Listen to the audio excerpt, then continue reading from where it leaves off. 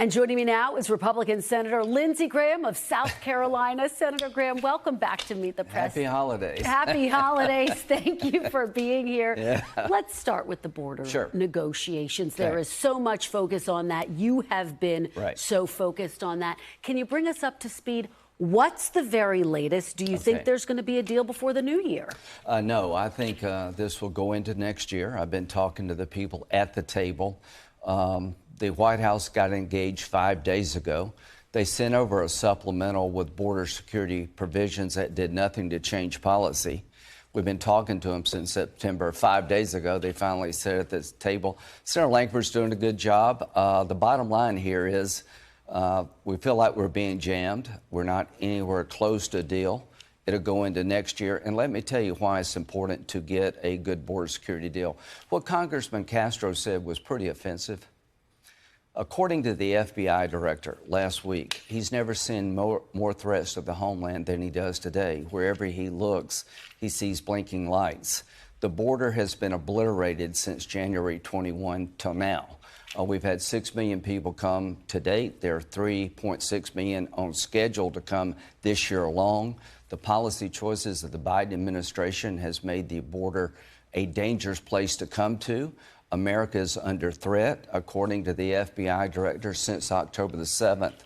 Jihadist groups want to attack us because we're helping Israel. I've never been more worried about a 9/11 than I am right now, and our border has been obliterated, and we're not going to give in on some Band-Aid fix. I want to talk about the proposals that are under discussion, but just to be very clear, you say you're not close to a deal. But it sounds like there has been some measured progress. Both sides are coming closer together. How would you characterize that progress? Oh, the only way we're ever going to get a secure border is we got to make them do things they don't want to do, but they're getting there. It was a choice by the Biden administration to change policy. It led to this debacle. But there is progress on asylum. There's a ways to go on parole. You tell me Ukraine's important, I agree with you.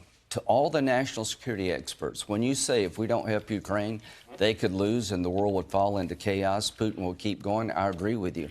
But if you're a national security expert, you should have the same energy and vigor to fix a broken border. And of course, the Biden administration has argued there are a complex set of factors which have led to the migrants who are crossing the border. I don't buy that. Let me ask you, can I just comment on that? You chose to undo Trump policies. You gave in to people like Mr. Castro. You've created a nightmare. It's bitten you in the ass, and you need to change policy.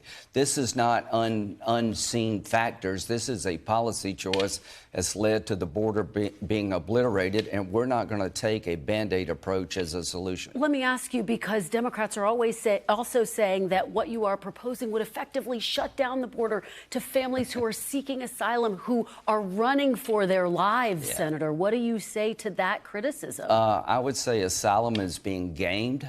They're playing. Remember the guy who said, "Thank you, President Biden," went to New York? He says, "I'm not here to leave oppression. I'm here to have a better life." Under the Biden administration, the asylum system has become a joke.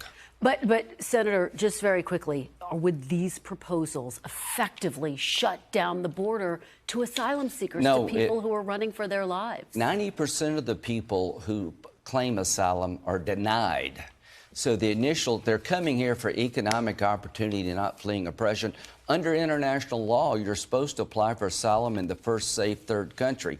70% of the people would be denied asylum under international law, but Biden chooses to ignore the law. This is not people running for their lives. They're running here because the border is wide open. They think if they get here and make an asylum claim, they never leave. And of course, the administration's argument is that they are trying to have tougher protections at the border while also trying to have a humane response to those who want to get here. 11,000 people Friday.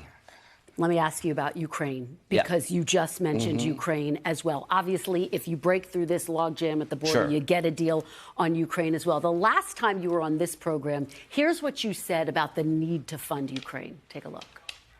To my House colleagues, if you strip out Ukrainian aid, Russia will keep going. There will eventually be a war between NATO and Russia, and it will be a green light to China to invade Taiwan. Senator, this week you said, quote, I'm more worried about our border than Ukraine, 100%. If you don't get a deal on the border, are you willing to walk away from aid to Ukraine, or is that not still essential? I am willing to help Ukraine. The package sent over by the president was pretty robust. The package sent over by the president to help Israel, I'm 100% for. The package sent over in September to help Taiwan, count me in.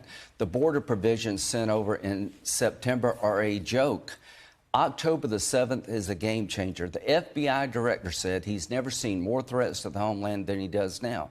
We're helping Israel, and jihadist groups want to hit us to punish us for helping Israel. I will not help Ukraine, Taiwan, or Israel until we secure a border that's been obliterated. You see from Mr. Castro, Congressman Castro, the attitude here. Anybody who wants to secure the border is a racist. That's BS. Well, let me just get your sense on how critical Ukraine is, though. Do you still see getting aid to Ukraine as critical to U.S. national security? Let me tell you what will happen if we pull the plug on Ukraine. Putin will keep going. We'll be in a war with NATO. China will see that as a green light to go into Taiwan. It would be a national security nightmare for Europe. If you don't help Israel destroy Hamas, if Hamas is still standing when this is over, God help us all. I get everything. Now, where are the same people lecturing me about Ukraine on our border? Our border is a national security nightmare. They chose bad policies. It's bit them in the ass, and we're not going to continue these stupid policies. We're going to change them. Very quickly, do you think what is under discussion right now in the Senate can get through the House, where they're asking for some even tougher measures? If we make asylum really asylum, if we enforce international law and stop blanket parole, yes, I think it will get through. There will be some people in the House who will never vote for your Ukraine package, but if you have real border security, and I'm not asking for H.R. 2, I've been doing this for 20 years. I know what works and what doesn't. They have made policy choices to obliterate the border. They need to reverse these policy choices. Yes, the package can get through the House if it has real border security. Let's talk about Israel, which obviously is also a piece of this. Another week of just devastating headlines out of the Middle East, including revelations that 3 hostages were killed by IDF soldiers. National Security Advisor Jake Sullivan was in the region this week. His message, the White House's message, is Israel needs to do more to protect civilian lives. Do you agree with how the Biden administration is handling this moment and this crisis?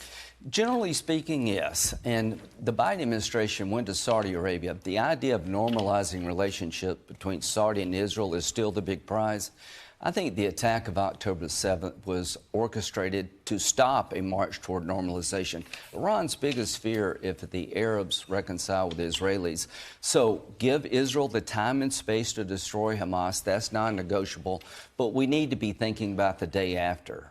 Is Israel doing enough to limit civilian deaths, though, Senator? I would hope they could do more, but here's the problem. Hamas is under schools or under hospitals, but let's talk about the day after. The Biden administration is trying to revive the normalization efforts, and I think they're right to do so. If you want to really hurt Iran long term, don't let them get away with destroying efforts to reconcile between Israel and Saudi Arabia. But think that's possible? Saudi Arabia on board with that? Yeah, I do. Here's what's changed after October the 7th. Israel will demand security buffers they've never demanded before because they can't afford another October the 7th. And to my friends in Israel, you do whatever you think is best for the state of Israel. But I can tell you, Saudi Arabia and other Arab countries cannot normalize with Israel if they're having been seen as throwing the Palestinians under the bus. We have 2 choices. Continue the death spiral or use October 7th as a catalyst for change. I think the Arabs are going to demand some form of 2-state solution to recognize Israel. I think Israel's going to demand security buffers different than before, and they need to make those demands. I don't know how this ends, but I'll tell you this.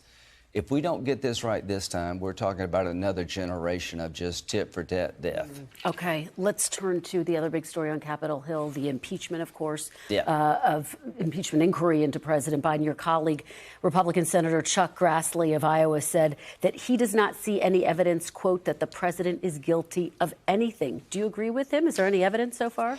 You know, I haven't really been paying that much attention to it. They have to prove that President Biden somehow financially benefited from the business enterprises of Hunter Biden. We'll see. Have they done it yet, in your mind? If there were a smoking gun, I think we'd be talking about it. But, you know, the narrative that Hunter Biden presented is falling apart. The idea that Joe Biden knew nothing about the business dealing is falling apart. I'm not worried about impeaching the president right now. You know what I'm worried about? Helping the president bring the Mideast to a better spot, trying to convince the Arabs and the Israelis to not let Iran get you off track, give Israel the space to destroy Hamas. I'm trying to find a way forward to secure a broken border before we're attacked. That's what I'm more worried about than anything. I've never been more worried about attacking on our homeland than I am right now. And there's an opportunity in the Mideast, in the middle of all this carnage, rape, murder, torture, heartbreaking visuals. There's a chance to change things. That's what I'm working on, changing things for the better at home and abroad. Before I let you go, I do want to get your reaction to something that former President Trump said overnight. He was in New Hampshire. He was talking about the need to keep immigrants out of this country. Here's what he said. I'll get your response. They're poisoning the blood of our country. That's what they've done. They poison mental institutions and prisons all over the world, not just in South America, not just the 3 or 4 countries that we think about, but all over the world. They're coming into our country from Africa, from Asia, all over the world. The Biden campaign has accused former President Trump of, quote, parroting Adolf Hitler. What is your reaction? Are the president's comments representative of how you and other Republicans feel? 76% of the American people, not Donald Trump, believe the border is broken. They're worried about fentanyl coming over and killing their kids. But what about his language, Senator? Well, just that language, that poisoning the blood. You know, I'm worried about an outcome. He is right to want. He had the border secured, the lowest in 40 years in December of 2020. To the Biden administration, you're talking about Donald Trump's language as you sat on the sidelines and allowed the country to be invaded. 172 people on the terrorist watch list have come on your watch. Fentanyl is killing more Americans than any time in history. Just on the language, though, I want to get your response. You have endorsed former President Trump. Are you comfortable with him using words like that? You know, we're talking about language.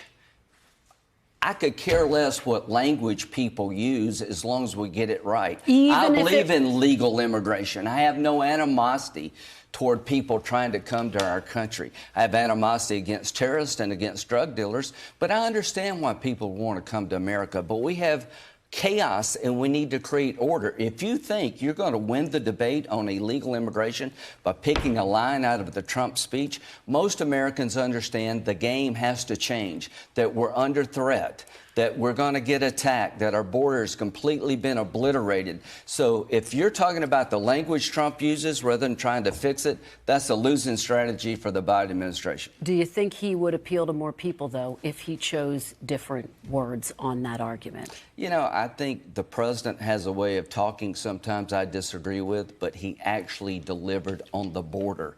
People are looking for results. If the only thing you want to talk about on immigration is the way Donald Trump talks, you're missing a lot. Just finally, is it the position of the Republican Party that African and Asian immigrants are poisoning the blood of the people in this country? No, it's the position of the Republican Party that we've lost control of the border, that terrorists are coming, that there's never been a higher threat to the United States from a terrorist attack, from a broken border. But immigrants, people coming to America, we are many people coming to be one. We've lost control of our border. There are people coming here who are selling drugs. There are people coming here raping and murder, and there are people coming here trying to have a better life. The terrorists are coming here to kill us. After October the 7th, how easy is it to get into our country through a broken border and kill a bunch of us? To my Democratic colleagues, you're not going to get away with keeping this border broken. If you can't commit to securing our border, we're not going to have a deal. All right. Well, we're going to watch those negotiations closely. Thank you. We'll hope you'll come back to update us in the new year. Senator Lindsey Graham, thank you. Happy holidays to you. Really appreciate it. Thanks for watching. Stay updated about breaking news and top stories on the NBC News app or follow us on social media.